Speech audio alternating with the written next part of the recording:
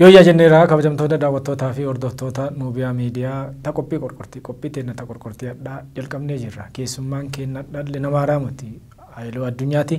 Baay'iluu eegaa keessummaa qophii teenya dhalli teetee waan nu dhuftee horii bulii ulfaadhu. Galatooma. Toleme qophii teenya qorqortii addaa keessattuu haasaa muummichi keenya ministeeraa Dr. Abiy Ahmed kaleessa parlaamaatti yookiin mana maree bakka bu'oota uummataatti haasaan irratti waan hedduu waan namoota hedduu raajes garaa nyaates haasaanii nuutillee har'a waan kana qorqorramee haasaa isaanii kana haqa achi keessa jirtu cimina dandeetti akkaataa isaan jijjiirama kana galmaan gahani mee keessattuu jalqabarraa yookaan iccitiin milkaa'ina jijjiirama kanaa maal jettee ilaalta haasuma isaanii irraa kaane? Galatoomaayyu akkuma beekamu wayyaaniin fincila uummataan ka'ee hooggansa dhabsiisuudhaaf baay'ee ifaajjee jechuudha kan irraa hubattu jechaadha. Maaliif wayyaaniin fincilli uummataa hooggansa yoo dhabe hooggansa hin qabu taanaan akka galman geenye hin beekte jechaadha.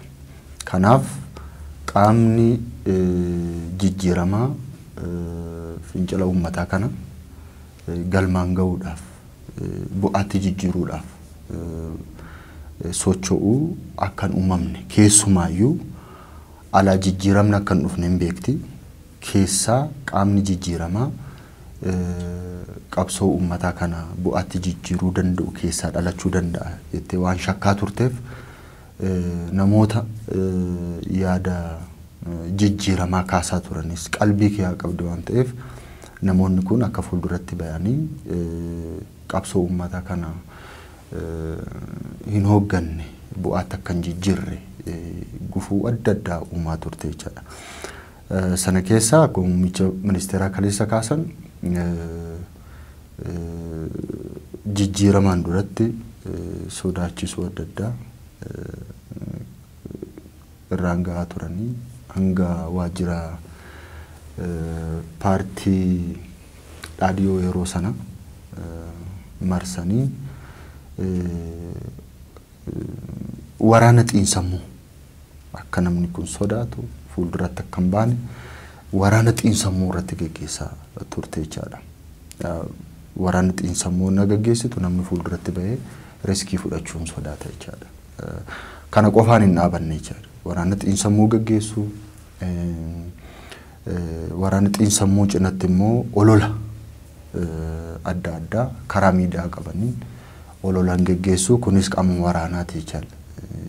Sana dabalatee immoo tika humnoota tikaa hooggantoota kana duukaa bu'anii jala deemanii bahaaf galma dhoowwan maatii isaanii akka isaan sodaatan taasisuudha jechaadha. Kana hunda keessatti darbamee kanaanis dhaabachuu hin dandeenye hooggansi kun maaliif hooggansi keessaa dhalate wayyaanee sirriitti beeka jechaadha. Ciminaaf dadhabina wayyaanee sirriitti beeka, hojii wayyaanee sirriitti beeka, ijaarama wayyaanee sirriitti beeka. Kanaaf wayyaaneen illee kan sodaachaa ture isa keessaa ta'e. Maaliif nama ishii beekutu, nama keessaa ishii beekutu, karaa ishiin baatu, karaa ishiin galtu beekuu hundatti wayyaanee akka mancaasu wayyaaneen jalqabuma sirriitti beekte jechaadha. Kanaaf hooggansi kun qophii xiinsammuu qaba jechaadha. Kun immoo qophiin xiinsammuu kun muuxannoo hojii dandeettii fi itti gaafatamummaa sadarkaa kana nan fudhadha jedhee ganamuma ka'ee sadarkaa sanatti kan guddataa dhufe.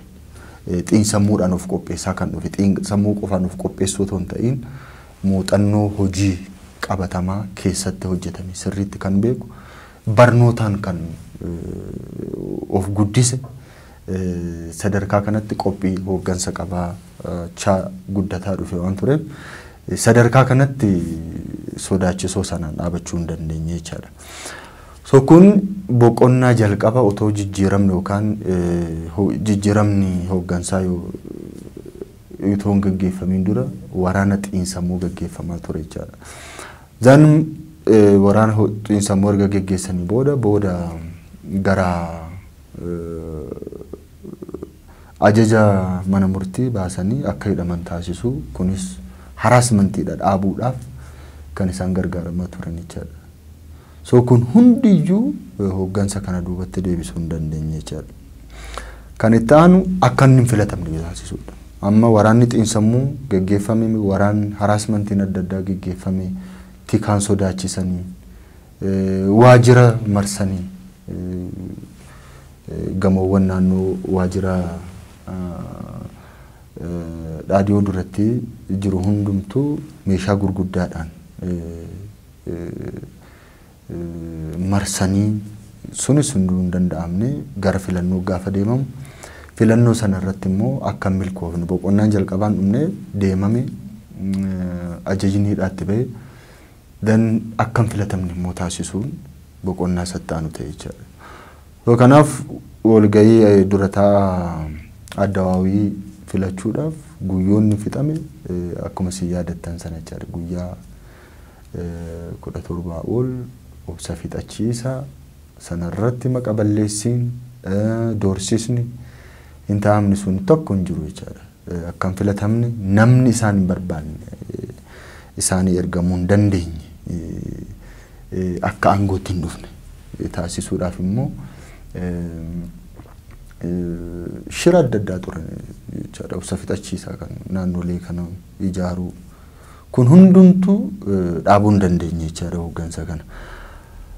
Qabsoo kana keessa darbamee filannoonis taasifame jechaadha. Dan durataa addawaawii ta'ee filatame jechaadha. Kun hunduu hin dhaabne akka inni hin dhaabanne hin beeku akka isaan balleessus hin beeku tan. Akka isaaniif duubatti hin deebine bilchina isaas hin beeku sirriitti beeka. Isaanis dandeettii fi bilchina Dr. Abiyyi sirriitti tolchanii beeku jechaadha. Innis tolchee isaan beeka. So kanaaf waan isaan yaanne dursee yaada jechuudha. So hojii manee soorata isaatti kennin hojii manee itti kenna jechaadha. So sadarkaa kanatti filannoon erga taasifame asii filannoon taasifame kunis hin dhaamne jechaadha. Kunis dhaabuu hin dandeenye muummicha ministeeraas ta'anii muummicha ministeeraa erga ta'anii gaa booda boqonnaan chaalenjiin inni guddaan kan dhufe jechaadha. Guyyaa isaan ta'anii kaasee boqonnaan chaalenjii kan isaan mudate sana keessatti gaa amma jalqabuma otoon filatamiin dura akkam filatamne taasisu boqonnaa jalqabaati kun. Erga filatamanii booda immoo akka inni hin hojjenne taasisuudha. So kana kanaan xaxamee kan deeme ta'uu isaati. Bareedaadha. Gara boqonnaa lammataa ceena amma erga filatamee 4 kiiloo yookiin kiiloo 4 seene keessattuu kiiloo 4 kiiloo san keessatti xaxxoo wayyaaneen xaxxe hamtuu ture akka sirumattuu akka inni hidhamaa akka isaa hidhamaatti taasanii turanii xaxxoo san keessa xaxxoo wayyaanee san keessa garagalee immoo akkaataa hidhaa jalaa of baasee biyya hidhaa jalaa baasee haasaa isaa kaleessaa sarara akkamitti xiinxalta? Kaleessa haala gaariin ibsanii jiru. Rakkoo siyaasa biyya kana keessa maaliif tarkaanfii dursiteen fudhannee komii uummanni kaasaa ture. Tokko tokko rakkoo jiru kaleessa ibsanii turan jechaadha. Boqonnaa jalqabaatti akka aangootti hin dhufne taasisuudha. Boqonnaan lammaffaa sunis dhaabuu hin dandeenye aangootti dhufe. Gaafa aangootti dhufu immoo waan muummichi ministeeraa yookaan daba yookaan xaxa muummicha ministeeraa duraanii irratti hojjetan ammas Dr. Abiyyitti fidan jechaadha. Muummicha ministeeraa duraanii eeyyama isaaniin barandaa irra hin taa'anii eeyyama isaaniin malee gadi ba'uun hin danda'amu. Eeyyama isaanii malee namni isaan eeyyamne dubbisuun hin danda'amu. Eeyyama isaanii malee qaama alaa wajjin walitti dhufuun hin danda'amu jechaadha. Kanuma kan baran muummicha ministeeraattis fidan jechaadha. Fiduudhaaf yaalan. So gaafuma jalqabaa akkuma isaan kaleessa kaasan eegdota mataa kee fudhattee seenuu mataraa muummicha ministeeraa taate eegdota mataa kee yookaan nama si eegan ofii fudhattee deemuu kan hin dandeenye sadarkaa sanatti kan yaadan. Kana kan godhaniif yaa'u isaanis kaasanii jiru.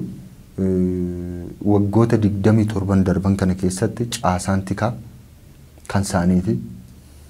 Kan tolchu, kan balleessu, kan ajjeesu, kan hiisisu, kan hiiksisu waaqaa gaditti isaanuma jira jechuudha. Caasaa fi raayyaan ittisa biyyaa parsantiin kaleessa himame Itoophiyaa keessa jirra moo daataan kaleessa dhiyaate kan Itoophiyaati immoo kan Tigraay jette sadarkaa gaaffisitti ta'utti kan ka'aa ture jechuudha. Masaraa dhumti sunu eegdonni suniyyuu hammi hundisaa kan isaaniiti jechuudha. Sana keessatti hojii hojjechuu hin dandeessu.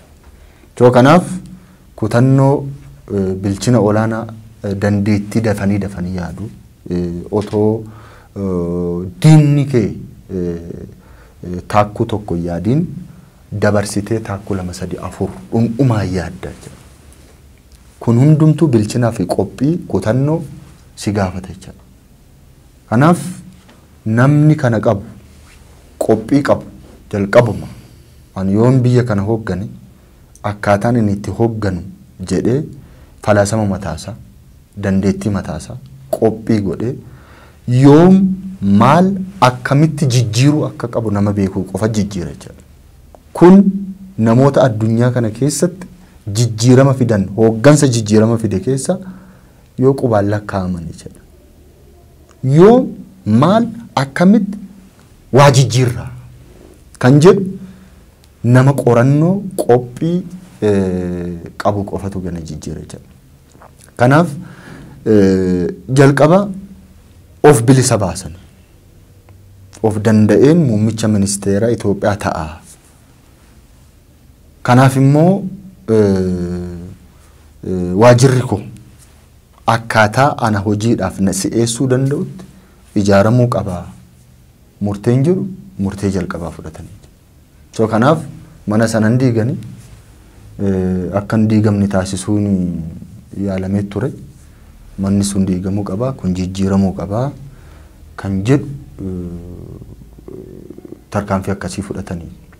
Ittaansanii mooraa keessa olii gad deemuu dhumtuu hin danda'amu kan jedhu lakki mooraa keessa waantu jiru hin jirre adda baay'ee mooraan hin beekne keessatti ani hojjechuu hin danda'u waan ta'eef nan jijjiira kan jedhu dandeettii akkasii kutannoo akkasii ejjennoo akkasii fudhatanii mamii tokko malee fuudhanii deemanii hojiirra oolchan kan innaa godhan humni ijaarame loltuun tokko otoo hin jiraatin qalama qofa qabatanii waan hamma kana biyya kana jijjiiruu jechuun even yaaduudhumaafuu nama rakkisaa jechuudha. Loltuu tokko hin qabu. Hundi parsantiin dhibbi kan isaaniiti kan isa eegu kan mana irraa banu kan cufu kan isa eegu kun hundumtu hamma wayyaanee ta'ee jirutti namni isa ajjeesullee kan hin beekamne achi keessatti jiru bakka inni deemee hawaasa dubbisullee namni isaa murteessutti sadarkaa kanatti jijjiirama biyya kana keessatti fidaa kana keessa uhuma isaa hin baayu jedhanii yaaduun mataa dhumti isaayyuu ulfaataadha jechaadha. Kanaaf tarkaanfiiwwan jajjaba seenaa biyya kanaa jijjiiree fi hooggansa sirna isaanii jijjiirellee hedduu fudhatan jechaadha. Kanaaf uummata Somaalee keessumaa walitti bu'iinsa Oromiyaa fi naannoo Somaaleetti wayyaaniin uumteen namni miiliyoonaan lakkaa'amu Somaalee keessaa buqqa'eera. Lolliin ture liyyuun haayilii Somaalee Oromoo waraanaa ture. Roorroo qaba uummanni asiin iyyaa mootummaan gargaaruu hin dandeenyeedha. Muummichi ministeeraa keessan immoo dheengadda filatameera sinirraa dhowwuu kaayedhu. Kanaaf akka inni humna hin qabnellee agarsiisuudhaaf waa hedduutu yaalame jechaadha. Kanaaf imala gara Somaaleetti taasifne Alshabaab si ajjeesuudhaaf si barbaada. Kanarraa maal hubatta? Alshabaab wayyaaniin uumuu ishii asirraa hubatta jechaadha. Alshabaab si ajjeesa Somaaleetti hin deemiin jechuun kanarraa hubatta. Tigraay inni adeemu immoo qaamni ajjeesu hin jiru jechuudha. So Tigraay island of peace dha jechaadha. Bakka nageenyaati jechaadha. So sadarkaa sanattis simannaan uummatni taasises isaan rifachiiseera jechaadha. Amboon naa deeman immoo abaa'oo si ajjeesta jechaadha. Abaa'oon kan abaa'oo shanee jechuudha. Abaa'oon shanees kan isaanii akka ta'e immoo seeraa si agarsiise qaama ajjeesu akkatti qopheessanii kana keessa cabsee deeme jechaadha. So gaafa hojiin hojjechuu isaan danquu sadarkaa hin beekamnetti Afrikaa keessatti tarkaanfii fudhatee hin beekamne geggeessaa humna tikaa fi raayyaa ittisa biyyaa xalayaa masmara tokkoon aangoorraa kaasa. Masmara tokko. So kun masmara tokkoon aangoorraa kaasuun mataansaa hiika guddaa qaba. Kanaaf duubatti hin deebi'u akka inni duubatti hin deebine sitti agarsiisa jechaadha. Sana booda gaa fonqolchi yaaliin ajjechaa dirree masqalaatti uummanni jijjiiramaa deeggaree bahee sanarratti wayyaanee fi abaa'oon shanee wayyaaneen akka meeshaatti itti fayyadamte waan ta'eef jechaadha. Oromoo maqaa Oromoo muummicha ministeeraatti boombii darbachiifte jechaadha. So sana keessaa namoonni lama du'anii baay'een madaa'anii jechaadha. So yaaliin ajjechaa sunis kanarraa ka'e jecha abdii kutannaa namichi kun akka inni duubatti hin deebine duris hin beekti akka inni waan yaadne galmaan hin geenye immoo gufuuwwan adda addaa uumaa turte jechaadha. Then sana booda fonqolchi mootummaa masaraa irratti geggeeffame humni hidhate koomaandoon lola buraayyuu irratti ka'e sana tasgabbeessuuf buraayyuu qubatee ture. Miindaanuu dabalii jedhee kallattiin hidhatee masaraa mootummaa dhaqee jechaadha. So humni sun hidhateera humna koomaandoodha 200 olitti lakkaa'amu masaraa marsee muummicha ministeeraa dubbisuu barbaanna sadarkaa jedhu sanatti deemu. So sana keessatti isaanis militarii ta'anii waan darbaniif saayikooloojii militarii waan beekaniif raayyaa fonqolcha mootummaaf dhufe puushaappii hojjechiisanii tasgabbeessanii rakkoon guddaan utuun uumamiin kan biyya gara diigumsaatti oofuu danda'u sadarkaa kanatti uummanni mootummaan koo aangoorraa fonqolfamuuf jira jedhee sadarkaa olaanaadhaan qophii taasisanatti otoo humaan uumamiin sana jala bu'uu danda'anii jedha. So kunis kan ifatti mul'ate kan itoon mul'atiin yaaliin adda addaa irratti taasisan immoo lakkoofsan qabu jechuudha.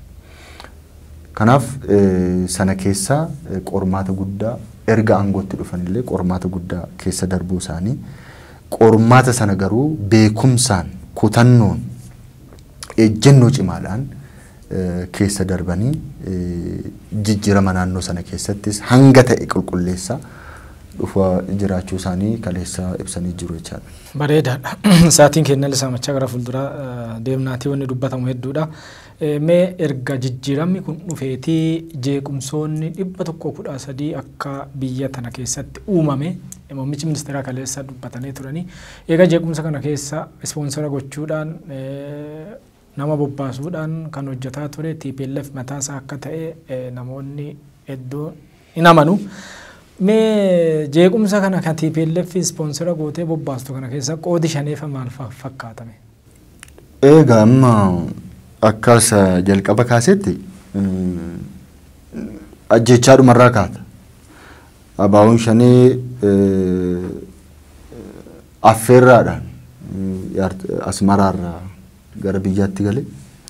Gaafa gara biyyaatti galus wayyaanee simannaa godheef qabsoo uummataan biyyatti deebi'e uummata ganeet uummata waraanutti galecha. Ajjechaa waxabajjii 16 gaggeeffame sana keessas darbachuudhaan ergama fudhatee darbachuu keessatti gaheen shanee achii jalqaba jechuudha. Waxabajjii sana boodas qaamni kun hidhatee wayyaanee hidhachiise bosonatti deebi'ee galee jira. Bosonatti galee meeshaa kanaan dura hidhatee hin beekne wayyaaniin hidhachiiste barii bilisummaa qabsoo eegalee jira. Barii bilisummaa qabsoo eegaluun injifannoo uummanni Oromoo argate bilisummaa uummanni Oromoo argate sana burjaajessuu harkaa balleessuudhaaf kan hojjetaa ture ta'uu isaa sirraa agarsiisa. Kanaaf Buraayyuu gaafuma lolaasitti Buraayyuu ka'ee kaasee dhumaatii meeqa gaggeeffamee jira. Buqqaatiin adda addaa, gubaatiin adda addaa, walitti bu'iinsi sabaa, han amantaa kun hundumtuu hoggansa kana duubatti deebisuudhaaf jaataneessuudhaaf biizii taasisuudhaaf hin danda'u jechuudhaaf asiif achittis jeequmsoonni ka'aa turan jechaadha. Kan amantaa, kan saba, kan gosa, kan barattoota lakkoofsi isaa waran qabu jechaadha. Akkuma waliinuu beeknu sana jechaadha. So amma kana keessatti Tigraay immoo nagaadha. Nagaadha. Maal dubarsuu barbaadanii naannoon keenya nagaadha. Naannoo isaa kaantu jeeqa. Kanaafuu bulchuu hin dandeenye.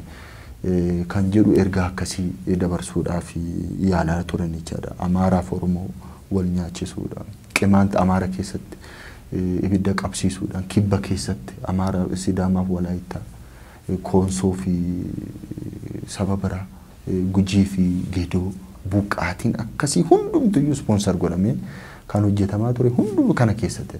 Kana keessatti muummichi ministeeraa dhimma xiyyeeffannoo guddaa barbaadu bu'uura rakkoowwan hunda irratti hojjetate. Mallattoo rakkoo dhiiseeti bu'uurri isaa. Kanaaf kaleessas haasaa isaanii keessatti kaasaniiru. Paartileen siyaasaa biyya kana keessatti jijjiirama isaan fiduu dadhaban xiinxala saayintifik ta'e saayinsaawaa ta'e gaggeessuu dhabu. Diina isaanii beekuu dhabuudha. Ciminaaf laafina diina isaanii beekuu dhabuudha. Hawwii qofaan jijjiirama fiduun hin danda'amu. Hojjetaniitu hojiin immoo dhamaatii guddaa barbaada. Hawwiidhaan jijjiiramni hin fidamu. Kanaaf diina ofii baruu, cimina isaa addaan baasuu, laafina isaa addaan baasuu, xiinxala haalaa gaggeessuu, xiinxala haalaa immoo biyya keessatti qofatoo hin ta'in naannoo gaanfa Afrikaa kanarratti ollaa horiin illee hariiroo maaltu jira diinni keenya. Keessatti maal hojjeta diinni? Alatti immoo maal hojjeta? Naannoo ollaatti immoo maal hojjeta? Kan jedhu kana sirriitti bu'uurarraa baruu barbaachisaa jira. Kanarratti hundaa'ee mallattoo otoo hin ta'in yoo maal hojjenna kan jedhudha. Muummichi ministeeraa yeroo isaan barbaachisa of ijaaruudha. Tokkoffaa of bilisa baasu, itti aansanii waajjira isaanii bilisa baasu, itti aansanii mooraa isaanii firiidamii ittiin hojjetan bilisummaa hojii uumaa fi jechaadha. Sanaaf caasaatii kan wayyaaneen ijaarte parsantii dhibbatti kan wayyaaneen ijaarte akkanumattiin eenyutu maal hojjeta achi keessa sirri maal achi keessa kan jiru kan jiru qorannoon adda baasta jechaadha. Tarkaanfiin fudhattu. Tarkaanfii yoo beekte tarkaanfii fudhatta. Jalqaba understand beekuu, hubachuu, xiinxaluu maal gochuun qaba kan jedhu adda baasuu barbaachisa jechuudha. Xiinxala isaan raayyaa ittisa biyyaa irratti qaban laaluunis gaarii saayintifik karaa ta'e, karaa saayinsawaa ta'e eenyu maal fakkaata achi keessatti. Tokkoffaa yaadamnuunti isaa maal jedha? Qayyuu matsaaf the red book kan mallas barreessisuun kan militariin ittiin ijaaramu kun the red book. Sun mataansaa raayyaan ittisa biyyaa akkaataa dhumti yaadamni isaatti hin ka'eyyuu waardiyyaa dimokiraasii warraaqsaati jedhee kaa'aa jira. Waardiyyaa biyyaa ta'uu too qabu waardiyyaa paartii tokko taasise. Kun mataan isaa rakkoo qaba. Itti aansee waardiyyaa raayyaan ittisa biyyaa waardiyyaa paartiitiin naa jedhu immoo eenyu fa'i waardiyyoonni sun immoo kan jedhu immoo kaleessa jeneraalota achi keessa turan. Meejar jeneraalota, leeftanant jeneraalota achi keessa turan, koloniilota achi keessa, shaalaqaata achi jiran, haalli isaan ittiin ijaaran hundumtu sirni kun kan keenya waggaa dhibbayyuu socho'uu hin danda'u jedhaniiti kan ijaarratan. Kun diiguun hawwii qofaan hin ta'u jechaadha. Kanaaf qorannoo barbaada. Qorannoo qofayyuu miti.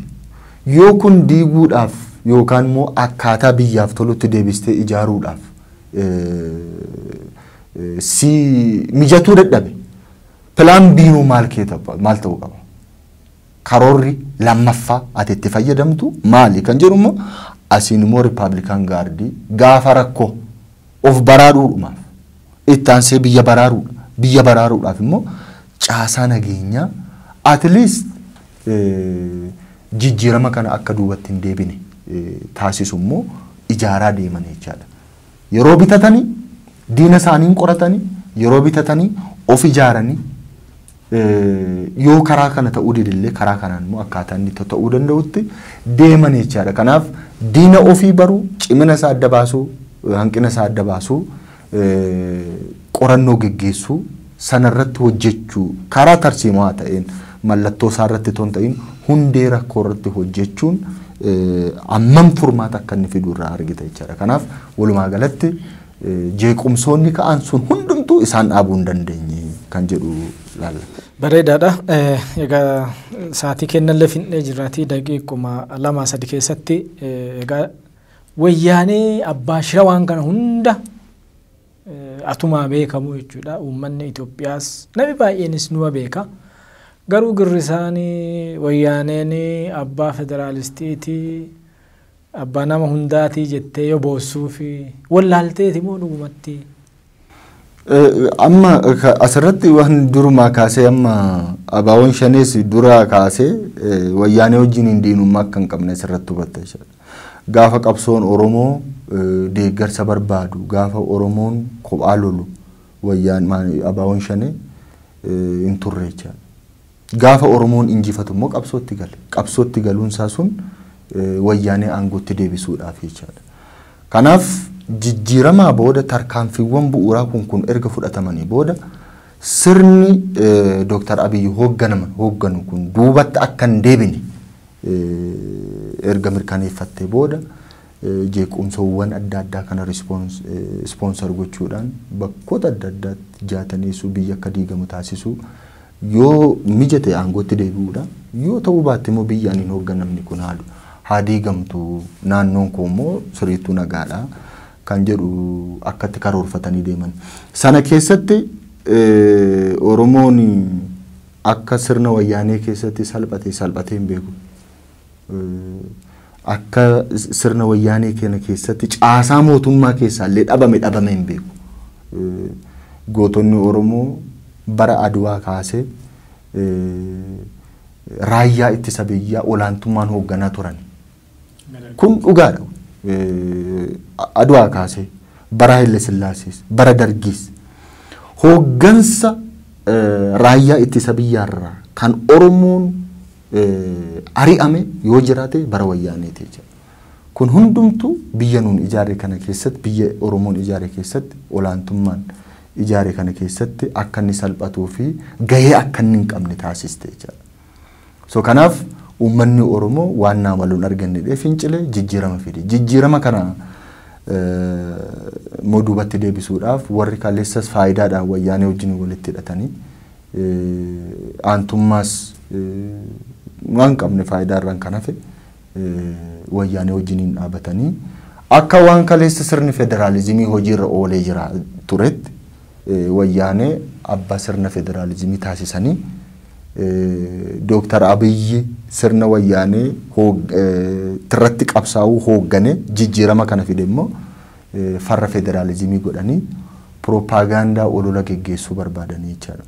Sirni federaalizimii fi hojiirra ooleera ta'ee jiraate Oromoon qabsaa'u jechaadha. Ofiin of bulchee qabeenya isaa irratti hoogganee biyya kana keessatti aangoo isaa malu argatee rootoo ta'ee jiraate maaliif qabsaa'a dura kaleessayyuu?